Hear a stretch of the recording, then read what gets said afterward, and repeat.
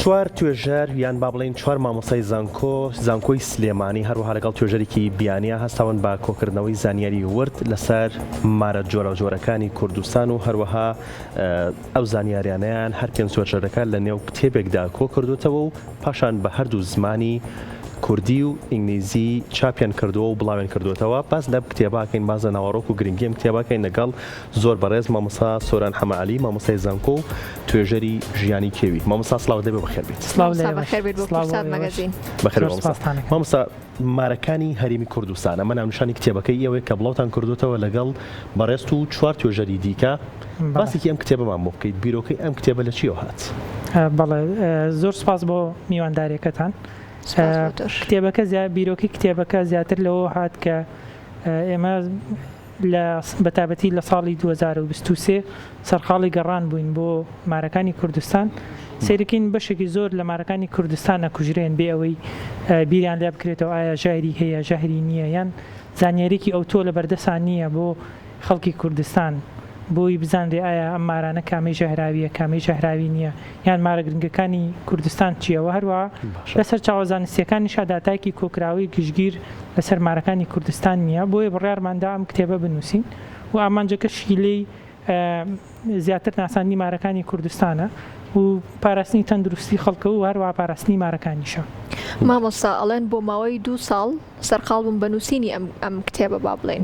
ئەی باشە چەند ساڵ سەرقاڵ بوون بە توێژینەوە لەسەر ئەم بابەتە؟ خۆی توێژینەوەکە خۆی بینێتەوە لە کۆکردنەوەی داتای زانستی کۆن. ئێستا ئێمە هەر لە ناو کتێبەکە باسی مێژووی توێژینەوەمان کردو لەسەر مارەکانی کوردستان کە مێژوەکەی گەڕێتەوە بۆ نزیکەی 250 ساڵ لەمە پێش. کاتێک بۆنە یەکەم توێژەر کە ماری ئیشی کردووە لەسەر ماری عێراق و ماری کوردستان زانایکی فەڕەنسی بووە لەکە لە ساڵی 1792 هاتوۆتە ئەم منتیقان و گەڕانی کردو لە ساڵی 1970 یەکەم توێژینەوەی بڵاو کردوێتەوە. پاشان چەند زانایکی کە هاتون بۆ نمونە لە ساڵی 1921 ئافرەتێکی بەریتانی توێژینەوە چوار جۆری ماری لە کورسانە منتیقەی مێزۆپۆتامیا کورسانە تۆمار کردووە. ینی داتاکان لەوێ وەرمانگرتووە لەگەڵ ئەو داتانەی خۆمان کە بۆ نمونە بە درێژایی چەندین ساڵانی داتای تیا لە 2011ەوە لە 2015 و 1990 لە هەموو ساڵەکانە تیاتی لە کاتی نووسینی شاهان بەردەوام هەر داتایەکمان دەستکەوت بێ لەو 2 ساڵە ئیزافەمان کردو. مامۆستا بۆچی بیرتانەوە کردەوە کامە ئەم زانیاریانی کە کۆتان کردوتەوە بیکەنە کتێبێک و ئەکرێت بڵێن ئەم کتێبە وەکو سەرچاوە بۆ توێژینەوەی خوێندکارانیش لە دووادە هاتووە سوودی لێوەرەگیرێت؟ بەڵێ خۆی کۆکردنەوەی زانیاریەکان زۆر گرنگ بوو. بۆ کتێبەکە کتێبێکی تاو زانستیشە لە دەستگایەکی زانستی لە وڵاتی ئەڵمانیا چاپکراوە بە هەردوو زمانی کوردی و ئینگلیزیە و لە کتێبەکە باسی لانی توێژینەوە باسی ئەو بۆشایانە کراوە کە ئێستا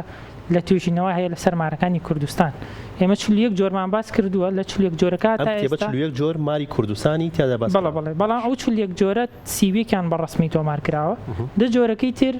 تا ئێستا تۆمار نەکراوە، بەڵام بە گوێرەی بڵاوبوونەوەی لە ناوچەکانی کوردستانی ئێران و کوردستانی تورکیایان لە خوار و عێراق بۆ نمونە لە نزیک بەغداوە بەرە و نزیکە بتەوە لە دەشتی هەولێر و مووسڵ و کەرکووکەمانە لەوانە تۆمار کراوە، بەڵام لەبەرەوەی لە کورسانە گەڕان نەکراوە تا ئێستا تۆمار نەکراوە. باشە مامۆستا ئێوەڵی 31 جۆر بە شێوەیەکی ڕسمی تۆمار کراوە و باسی لێوەکرێ، بەڵام ئێوە 41 جۆرتان باس کردووە. دە جۆرەکەی دیکە ئێوە دۆزیتانەوە لەکوێ هەیە یان تەنیا بەدەماوەدەم قسەتان وەرگرتووە و یان زانیاریتان وەرگرتووە؟ دە جۆرەکەی تر لەسەر بنەمای ئەو توێژینەوانەیە کە لە وڵاتانی تر و لە عێراق کراوە. بۆ نمونە مارێک تا سەرسنوور لە پێنجۆن تۆمار کراوە. ئەم مارە ئەوە نیە بڵێ نهاتوەتە ئەم دیوە، ینی بۆ نمونە وەکو چەک پۆینت لە بازگەکان نێت. ئەم مارە لێرەشێ، بەڵام لەبەرەوەی وەکو توێژەری کورد ئیشی کەم لەسەر کراوە تا ئێستا تۆمار نەکراوە. هەتا ئێمە 11 مارماندانا بوو لە ماوەی نووسینی کتێبەکە یەکێک لە مارەکانمان لە منتیقەی پێنجۆن تۆمار کرد، بۆیە بوو دەمار و ئێستایەکێکی کەش لەو مارانەمان تۆمار کردووە هەر لە نزیکەی 2 مانگ دوای بڵاوبوونەوەی کتێبەکە و نیازی ئەوەشمانەی شەڵال لە ساڵانی داهاتوات بۆ دوای چەند ساڵێک بتوانین ئەوانە ئەپدەیت بکەینەوە، ینی ئەو جۆرانە. ئەمە بۆچی باشە؟ بۆ توێژەرێک بۆ نمونە کەسێک ئەوێت توێژینەوە لەسەر مارەکانی کورسان کایان کەسێکەوێ ماستەریان دکتۆرا لەم بوارە بخوێنێ ئەزانێ بۆ شایەکە لە کوێیە بە شوێنی چیا بکەڕێ. بۆیە باسی و بۆشایانەمان کردووە کە لە لەسەر کۆکردنەوەی داتاکانی شەیە لە کوردستانە. باشە مامۆستا ئێمە هەر هەمومان کاتێک کە مار ئەبینین بێگومانم لەوەی کە هەمومان لێ ترسین، یعنی ئەگەینە ئەو حاڵەتی ئەگەر بتوانین ڕاستەوخۆ ئەیکوژین. باشە هەموو مارێک مەترسیدارە، هەموو مارێک ئەبێ بکوژرێت. خۆ یەکێک لە ئامانجە گرنگەکانی نووسینی کتێبەکەمان ئەوەیە. ئێستا لە ناو چولیەک جۆرەی کە هەیە یان لەو مارانی تۆمار کراون لە کورسانە 3 جۆریان ژەهریان کوشندەیە. لە ناو 3 جۆرەکەشە جۆرێکیان کوڵەکوێری کوردستانی پێڵەن ساڵی 2022 لە سەکران تۆمارمان کرد لە سەروی 2000 مەترەوەی لەو شوێنانەی کە مرۆڤ ناشی تەنها ڕەوەندەکانی لێ بۆیە مەترسی دروست ناکە. جۆرەی تیران کۆبرای ڕەشی بیابانی پێڵەن کە لە دەشتەکانی گەرمیان هەیە بە شەو دەرەکەوێت پێوەدانی زەحمەتە، بەڵام ئەو جۆری کە بەربڵاوە کوڵەکوێرەی پێڵەنیان کوڵەوەی باویان کۆرەمار لە منتیقی هەولێر کوڵەوەی بابە خوێنمەوە لە کتێبەکەشا باس لەو کردووە کە مەترسی دارترین جۆری مارە. ئەم مارەیە؟ بەڵێ ئەم جۆرەیە. باشە. ئەم وێنە توێژەری یەکەم دانیێل جەبلۆنسکی لە قەرەداغ گرتومان هەر بەیەکەوە بووین ئەو وێنەکەی گرتووە بەوای ناسیتەوە کە چاوی یەخەتە پولەکەکانی خەتێکی تیاگلێنەکەی پولەکەکانی ئەوم بزانام چاوی یەخەتە یا یەخەت نییە. ئێستا زۆربەی کورد کاتێک لادەکان ئەمە ناسێتەوە کاتی یەکلابمەوە ئەو کەمیشی خۆی خەڵکی لادەکان هەمووی ئەم مارە ناسێتەوە و بەڕاستی ئەوشی لە کورسانە خەتەرە تەنها ئەمەیە. باقی مارەکانی تر وەکو وتمان ئەو جۆرەی تر تەنها لە کوێستانەکان هەیە ڕەشماریش بە ئەوە بە شەو دەرەکەوێت چکە کێشەیەکی شەیە لە گەیاندنی زانیاریە. ئێستا زۆر کەس بە هەڵاڵێ ڕەشمار ژەهری نییە بۆ ئەمێ ئەبێ ئاگادار بین دوو جۆری ڕەشمارمان هەیە. یەکێکیان درێژە ینی درێژترین ماریشە بێت لە کوردستانە تا 2 مەتر و نیوە چێت. ئەمان کە لە ناوچەکانی بۆ نمونە زیاتر کوێستانەکانە هەیە بۆ نمونە سلێمانی و پێنجوێنەوەمانە ئەمە هیچ کێشێکی نیە هەتا لە ئەمە ڕەشمار بەڵە لە دەشتە گەرمەکانیش هەیە. بەڵام جۆرەکەی تر جۆرێکی کورتە تقریبا لە مەترێکیان کەمترە بێت ئەو جۆریان ژاری هەیە و بە شەوی شادەرەکەوێت هەر ڕەشماریشە. بەڵە کەواتە ئەو قسەی کە باس لەواکرێت ڕەشمار ئاسایی ئەگەر هەش بێت و نەیکوژیت خۆی ئێمە لەگەڵ وین بەڵێ نەکوشرێت لەبەرەوەی مارەژارەکانیش لە سروشتا ڕۆڵی خۆیان نەبینن. ڕاستە تەندروستی مرۆڤ لە پێش هەموو شتێکەوەیە، بەڵام ئێمە بیرمان نەچێت کە تۆ مارەکوژی جرج زۆرە بێ کە جرج و مشک زۆرە بێ کە ئەمانە زۆر جا سەرچاوی گواستنەوەی نەخۆشی درمی زۆر خراپن. بوونی مارەکە خۆشترێکە وەک لە بوونی جرج و مشکە. بۆیە لەو حاڵەتەیە ئەبێ ئاگاداری ئەوە بین. بەڵام کێشەکە لە چیە؟ ئێمە هۆشیاریمان هەبێ ئەو جۆرانەی کە لە کورسانە ژاریان هەیە ئەو 3 جۆرە بناسینەوە بە تایبەتی کوڵەوەی باب باقیەکانی تر کێشیان نیە و ماری تایبەتیشمانە. ئێستا ئەم مارە کە ڕسمەکەی گیراومە لە بەنداوی دیێوانە ڕسمی گیراوە ساڵی 2023 ئەمە پێڵەن ماری زێبرای زاگرۆسی تایبەتە بە ناوچەکانی زاگرۆس نەخێر ئەوەی چکە چاوی سیرەکەی هێڵەکەی بڵین بازنەیە گلێنەکانی و سەریشی لە پولەکەی گەورە پێکاتوە. ئەمە تایبەتە بە شاخەکانی زاگرۆس ساڵی 2014 لەلایەن دوو توێژەری کوردەوە تۆمار کراوە. مامۆستا باس لەواکرێت کە زەردەمار و بۆرەمار و ئەمانەش مەترسی هەیە ئێمە بم جۆرە بیستمانە، بەڵام ناوزانستەکەی چییە و هەر بەڕاستی ژوایە زەردەمار و بۆرەمار مەترسی هەیە. خۆی یەکێک لە کێشە سەرەکیەکان ئەوەیە. ئێستا بۆ نمونە ئێمە هاتوون چیمان کردووە هەموو مارەکانمان جا کردەوەتەوە و ناوی کوردیمان بۆ داناوە. بۆ نمونە زەردەمار تۆ لاانە نزیکەی 4 جۆری ماری زەردت هەبێ، بۆرەمار نزیکەی 5 جۆرت هەبێ، یەکێکیان ژەهراویە. ئێستا ئەم جۆرە ژەهرێکی کەمی هەیە و بۆرەماریشە. ئەگەر تۆ بڵی بۆرەمار ژەهراویە ئیتر خەڵک وازانێ وەی بۆر بێ ژەهراویە، بەڵام ئێسامەمان کردووە بە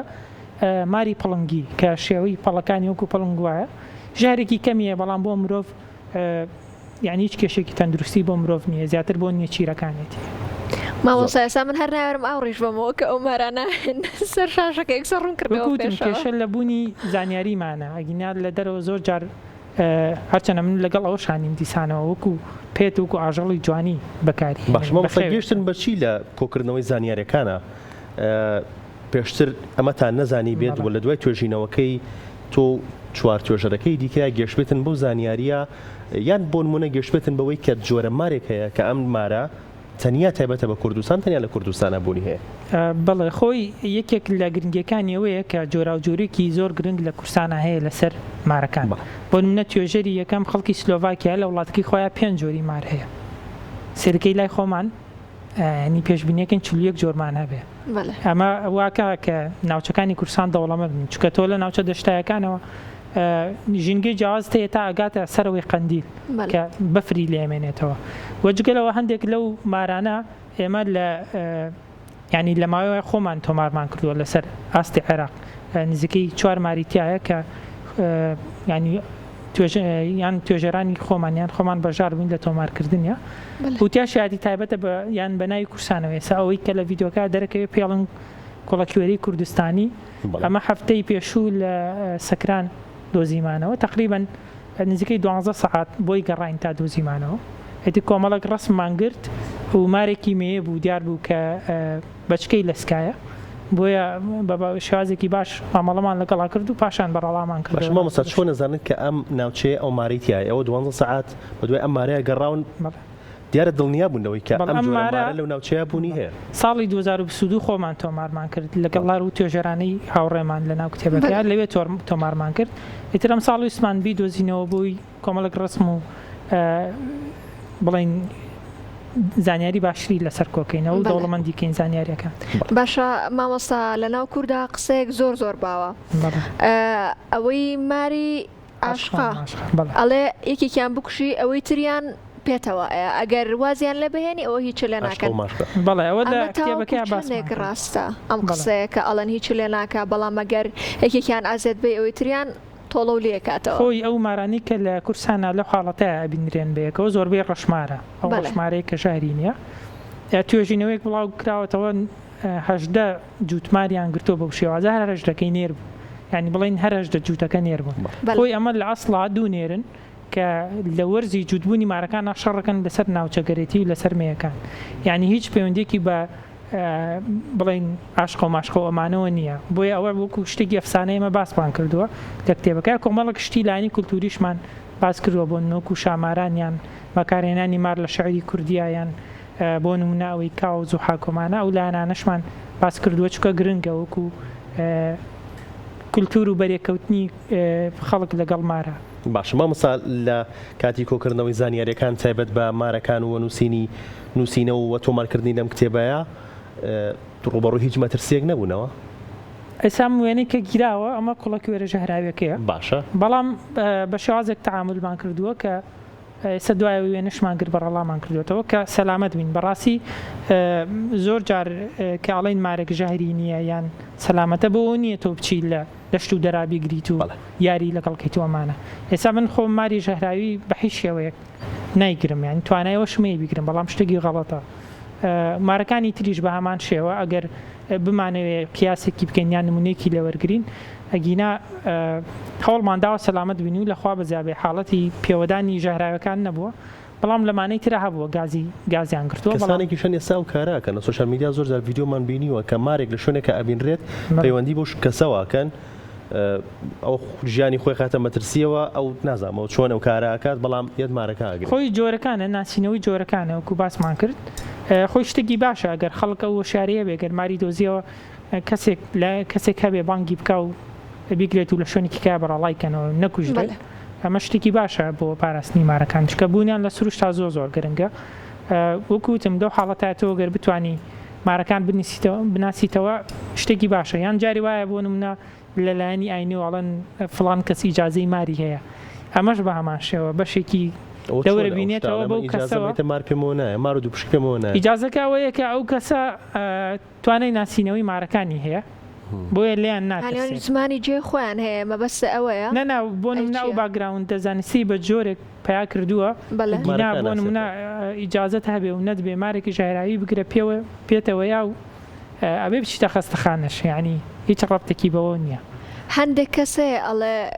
کارەبا نامگرێت و هەندێک کەسی شێ بۆ مار با بڵێن ئەڵێ کاتێکە مار پێمەوایە ژەهرەکەی کارم تێ ناکە ئەی ئەمە چی و چۆنە خۆیەوە ئەو مارانە پێوە یاوە کە ژەهریان نیە گینا پێوەی بە شتەکە شانسەواتە بڵە ینی چکە خەڵک توانای ناسینەوەی جۆرەکانی نەبووە بڵێ بۆیە کە مارێک پێوە یاوە ئێستا من هەر خزمی خۆمان هەبووە مارگازی لێگرتووە وای زانیوە ژەهراویەکەیە زۆر ترساوە ینی چاوەڕێەوە بووە کە لە هەر دقیقا بۆ نەبوو بورێتەوە بەس مارەکە خۆی لە ئەسڵا شاری نییە لەوانەیە دوایی بۆ نمونە کەسێک لەو شازە بڵێ من مارکارم لێ ناکە بەڵام خوا نەخواسە گەر کوڵە ژەهراویەکە بێت چکە ئەو لەسەر خوێن و خانە ئیشەکە بەڕاستی خوێن و خانە لە مرۆڤ هەموو یەک و یەک وایە بۆ کەسانێکیشان حەزیان بە بەخێوکردنی مار هەیە ئەم حەزت چۆن دروست بوو تۆ بە تەواوەتی ئێستا تۆ زانیاری تیا هەیە بەڵام ئامادەی بمارێک نەماڵەوە بەخێوکەیت من خۆم لە ڕێی شنگەیەکەوە لەگەڵ ڕاگررتنی هیچ حیوانەکانیم حتا لەگەڵ باڵندەکانیشانیم لەبەرەوەی هەر باڵندێک تۆ لە ماڵا بە خێوێکی بە شێوازێکە بێ لە شوێنێکەوە هێنرابێ مارەکانیش بە هەمان شێوە خەڵک هەیە چکە بەڕاستی مار ئاژەڵێکی زۆر جوانە ئەگەر کەسێک لی نەترسێ و بیناسێتەوە یەکێکە لەو ئاژەڵانەی زۆر جوانە بۆیە شتێکی ئاساییە خەڵک حەزی بەوە بێ بەڵام ئێمە بەڕاستی لەگەڵیانی باشە مامۆستا سۆران حەز ناکەیت ئەم جۆریان زۆر جوانە مامۆستا ئەم جۆرەی ئەم جۆرەتە ئەمەش تایبەتە بە زاگرۆس ماری سەرمێوژەی پێڵەن یان لەوانەی لە ناوچەکانی کە ناوی جیاوازی هەبێت کە ئەوە شێکێک لە کێشەکان ئەمەش بە هەمان شێوە تایبەتە بە شاخانی کورسان لە کورسانی ئێران و لای خۆمان دۆزراوەتەوە بەڕاستی جوانە ئەمە لە هەزار مێرد ساڵی 2023 لەژێر بەردێکا دۆزیمانەوە نۆ کۆمنت بابچین لای پرسیارەکەی من اینجا مامۆستا سۆران هەز ناکەیت بۆ هۆشیارکردنەوەی خەڵکی تەنها کتێبێک بەس نییە ینی بەڕاستی پێویست بەوە کات کە چۆن بڵێ بە شێوازێکی دیکە خەڵکی ئاگادار بکرێنەوە بۆی کە هەموو مارێک مەترسیدار نییە کە ئەبێ جۆری مارەکان بناسرێن هەستەکەی کە ئەم کتێبە بەس بێت یاخود پێویست بەواکە کە زۆر زیاتر هەنگاوی زۆر زیاتر بنێن بۆ ئەوەی کە ئێوە مارەکانی کوردستان بپارێزن هەم لە زیانی خەڵکی و هەم هۆشیاریش بن لەوەی کە ئیدی ئەوەنە لە هەموو مارێک نەترسن و جۆرەکانی ئیشی جیاکەنەوە خۆی کتێبەکە دەستپێکێکی زۆر باشە بۆ ئەوەی کە وەکو سەرچاوێکی زانستی هەبێت بەڵام ڕاستە لەوانەیە و کتێبە نەگات بە هەموو کەسێک بۆیە زۆر جار لە ڕێگەی میدیاوە یان لە ڕێگەی پەروەردەوە کە بۆ نەدیدارێکی لەم شێوازە گرنگە یان لە ڕێگەی پەروەردەوە یان وردە ئێمە بتوانین ئەو زانیاریانە بگەێنین ئەو کاتە تێڕوانینی خەڵک باشە بێ ئێستا بۆ نەبۆ ڕەشمار ئەو جۆری کە ژارینیە تێڕوانینی خەڵک باش بووە ینی ئەیبینی خەڵک نایکوژیان ئەگەر کەسێک کوشتبێتی سەرەکەی خەڵک لە کۆمنتۆمانەیە بۆ نەلۆمەیەکات بۆ شتەکان وردە ئەگۆڕێ و ئامانجی کتێبەکەش هەر ئەوەیە بەڵام شتەکان لەوانەیە پێویستیان بەکات بێ و هیوادارین لە داهاتووە کە بتوانین زیاتر مارەکانی کورسان بپارێزین ئێمە شیواداری مامۆستا دەستان خۆش بێ و دەستان ساغ بێ و نمونەتان زۆر بێ و هەمیشە سەرکەوتەوە زۆر سپاس خۆشحاڵ بن لە ئێوارەی لە کورسان مەگەزین لەگەڵ ماڵی بەخێر بێ سەر چاوان